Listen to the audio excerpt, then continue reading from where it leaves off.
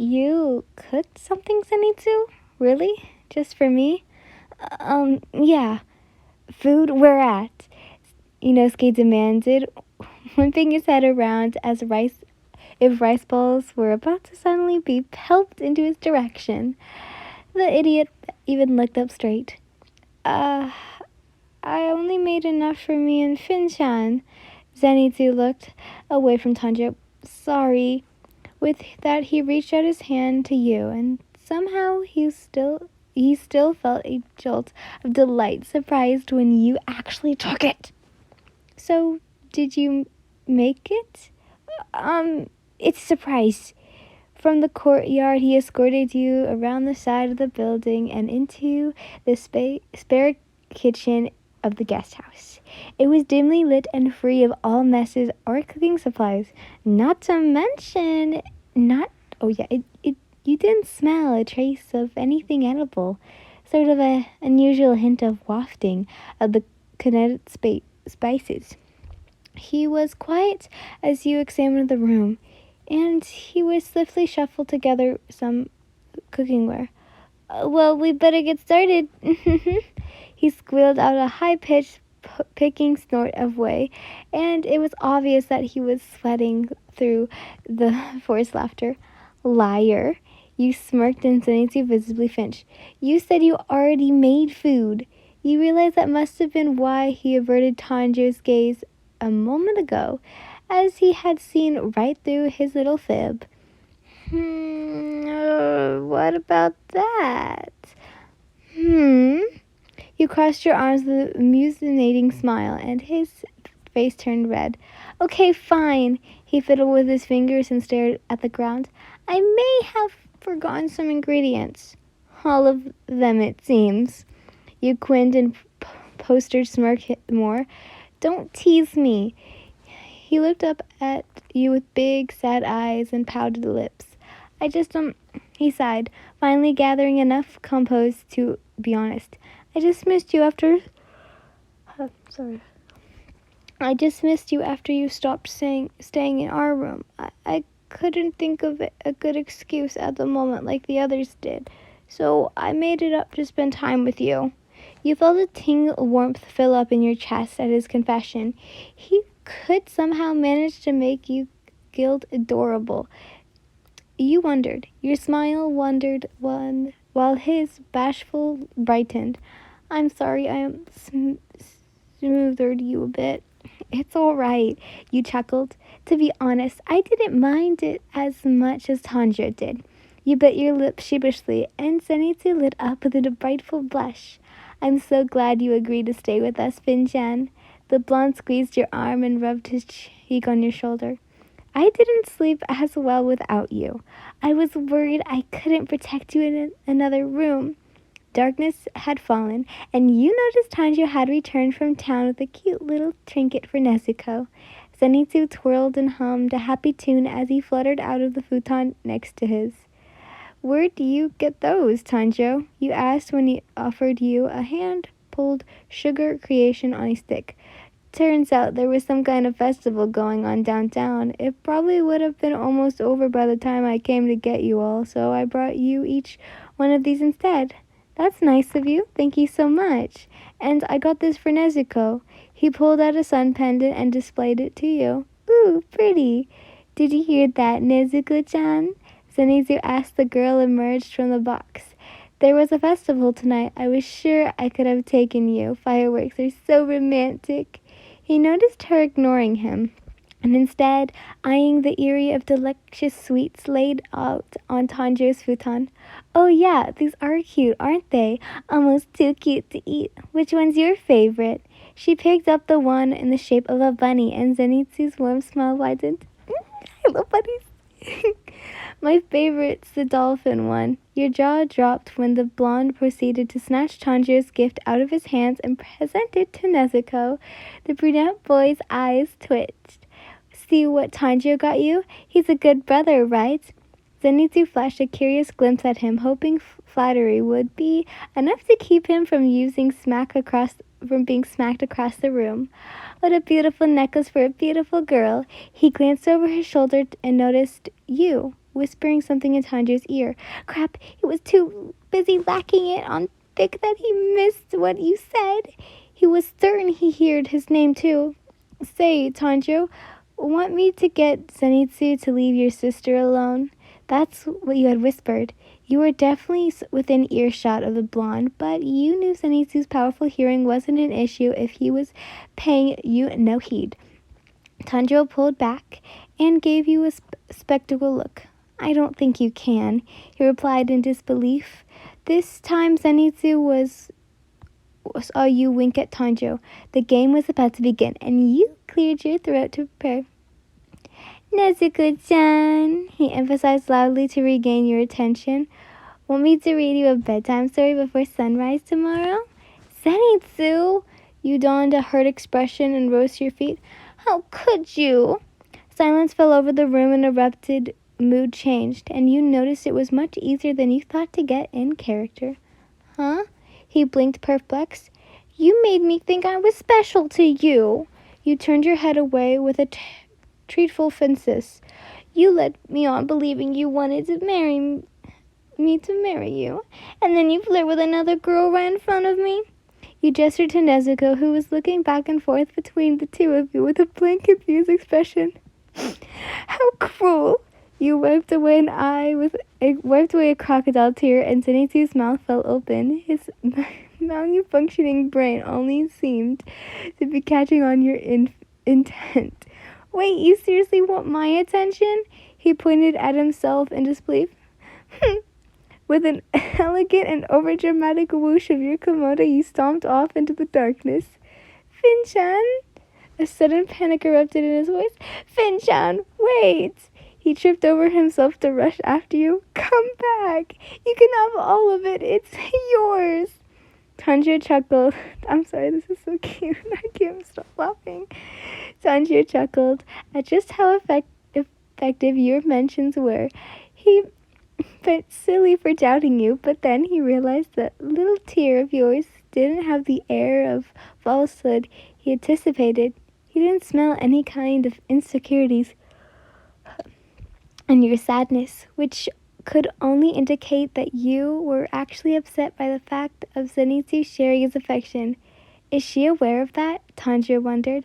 A few minutes later, curiosity got the better of him. He peered through the Fuzama and immediately sniffed the acid strain of your regret in the air. He then saw Zenitsu softly weeping at your feet near the edge of the water gardens and remorselessly grimace on your face. You never meant to make him cry. Moments before. Well, maybe I should just leave. I'm clearly not wanted here. You crossed your arms and huffed through your nose. Wait, when had your playful game transformed into an actual resentment? No, I'd die without you, he insisted much too dramatically, though you knew you deserved the theatrical after that little show you had put on in the bedroom. No, you wouldn't. You have Tanjiro and Nezuko-chan to protect you. You could care to incarcerate her name with an intention of his lovesick voice. They're both stronger than me anyhow. No! He clenched onto your kimono desperately, sliding down to his knees to growl. I mean, I'd die of a broken heart. His words stopped you dead in your tracks when his pitiful whispers escalated into full-blown sobs. You hesitantly tried to correct your mistakes, spluttering out as many words of admiration you could. Unfortunately, it was too late, as Zenitsu had protested himself face down in the dirt, heart overflowing with guilt. This was when Tanjiro came outside. Zenitsu, please stop, you begged as you gently took as you could, but the damage had already been done. I told you I forgive you, okay? Let's just forget about this whole thing. I'm scum. I'm not worried of the ground you walk on, he wailed, splitting past the point of conciliation. How could I be so disabled as to make a beautiful cry? I don't deserve to be loved. It's not true, Zenitsu. You helpfully reached out to the boy in despair, but it didn't seem to do any good. He only threatened his fists on the ground. I'm not crying, see? Please stand up. I'm a faithful cod, a scoundrel, a disappointment like everyone always says. Zenitsu! You couldn't take it anymore, and you fell to your knees, yanking him into an embrace. He allowed it, but the waterworks and sobbed. This is my fault, okay? I'm sorry. You clenched him tighter. I overreacted because I was jealous. He froze, and his sobs stopped abruptly. But I never meant to make you feel this way, Zenitsu. I mean it. So please, don't cry anymore. Breaks my heart to see you cry. You could already feel moisture sitting in your own eyes. Jealous? Zenitsu felt his heart skip a beat. Of what? That you were giving more attention to Nezuko than me. It was a horrible thing for me to do, and I'm so sorry, Zenitsu. Could you ever forgive me? So, he pulled back and looked at you with big, shimmering eyes. I didn't hurt your feelings? I mean, maybe a little. You admitted, and his eyes instantly welled up with tears again. But I know it wasn't your fault. He stumbled out hesitantly to keep his lower lip from quivering and starting his whole mess all over again. It was my fault, he cried out, tears spilling down his cheeks once again. No, it wasn't. Yes, I was trying to make you jealous on purpose. I never thought it would actually work. Wait, what? You blinked at him in disbelief. Little Zenitsu played a mind game on you. He seriously outsmarted you and turned to the tables. You just inadvertently played right into his hands and became the victim? Your face flushed red, and at this point you had no idea if it was from embarrassment or surprised rage. He must have read the latter on your twisted expression, for he started bawling out apologies once again. I'm sorry, Pinchan.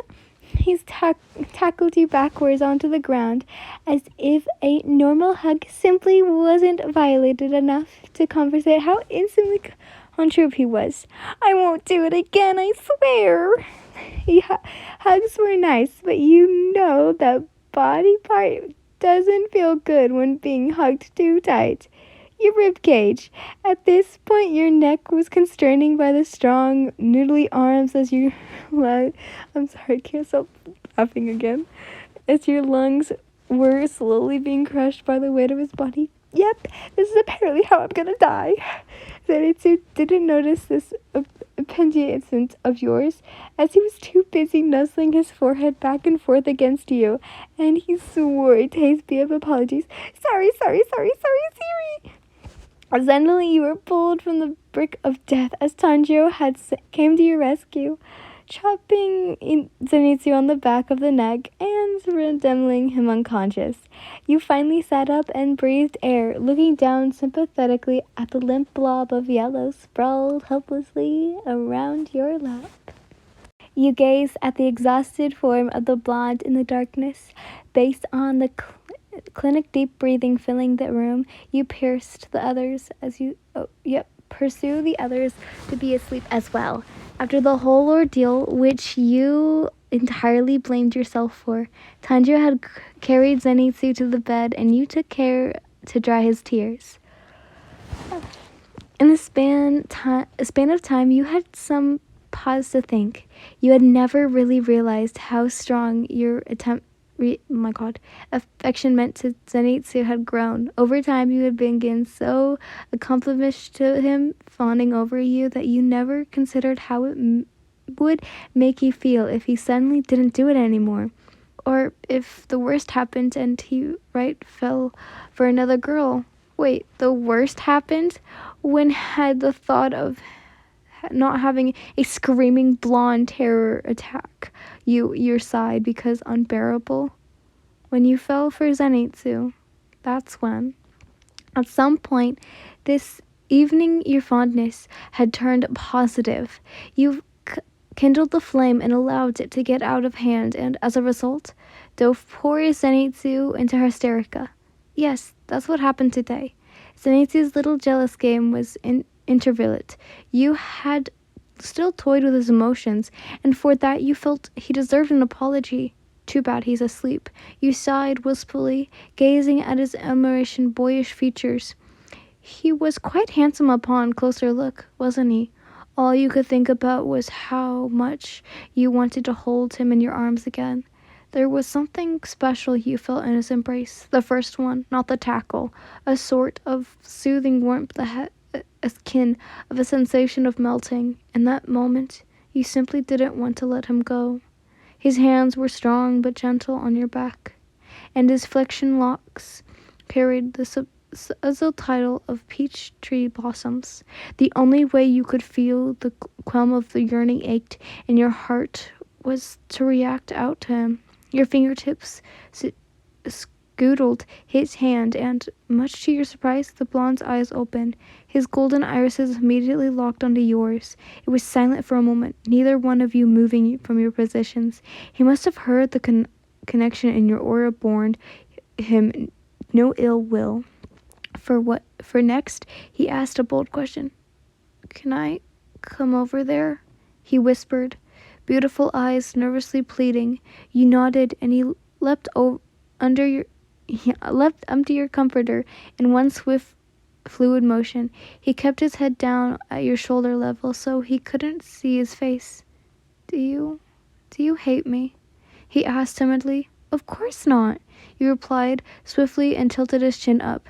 It appeared the close proximity of his face to yours had no intersections until now, and his cheeks abruptly lifted up an intertwining shade of red that made your stomach flip. Somehow, his bashful reaction gave you just enough courage to voice your desire.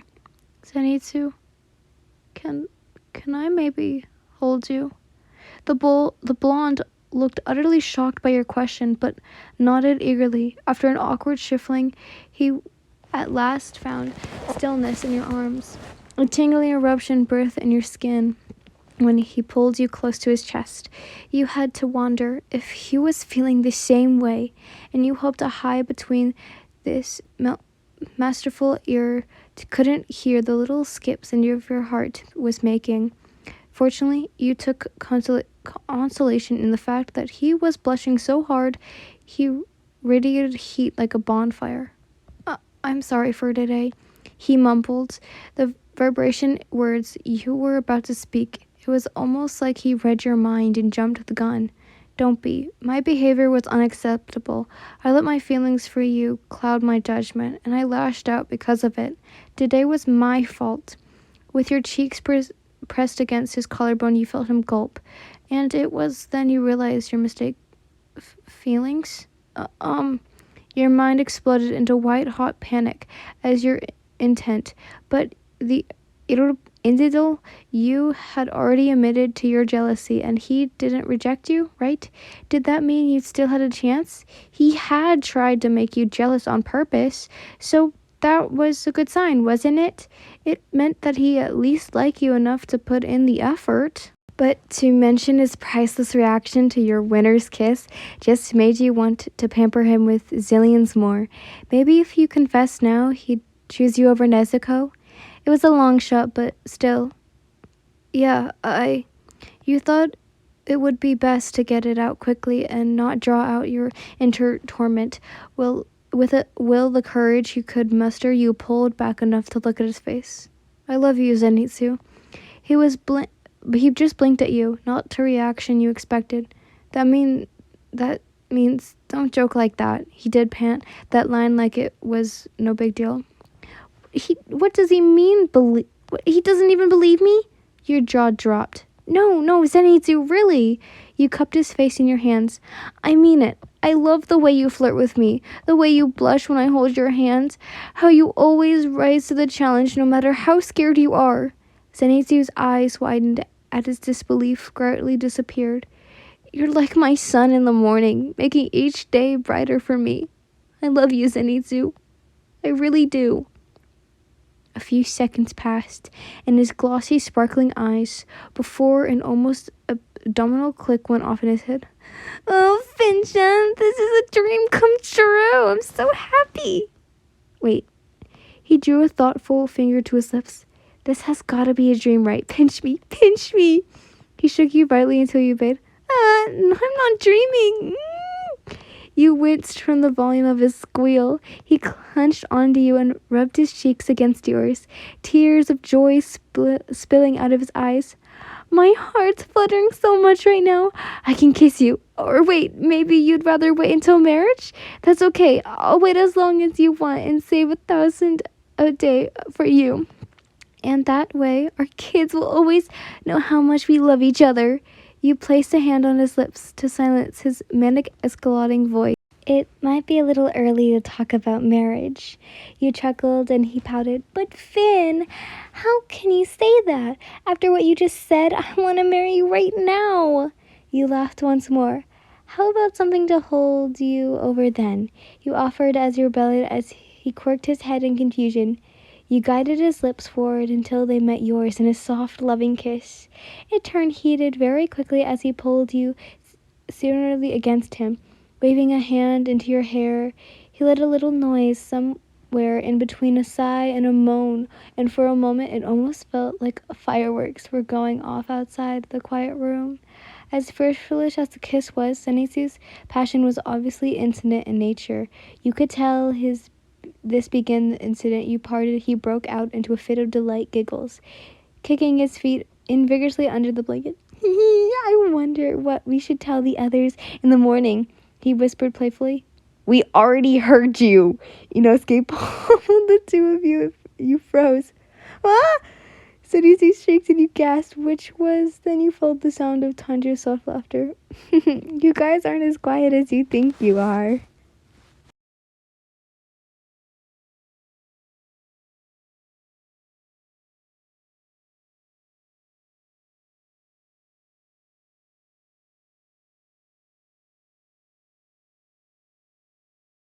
I'm sorry, Zenitsu is passed out. Throw him in the river. Sorry, I couldn't resist. Oops.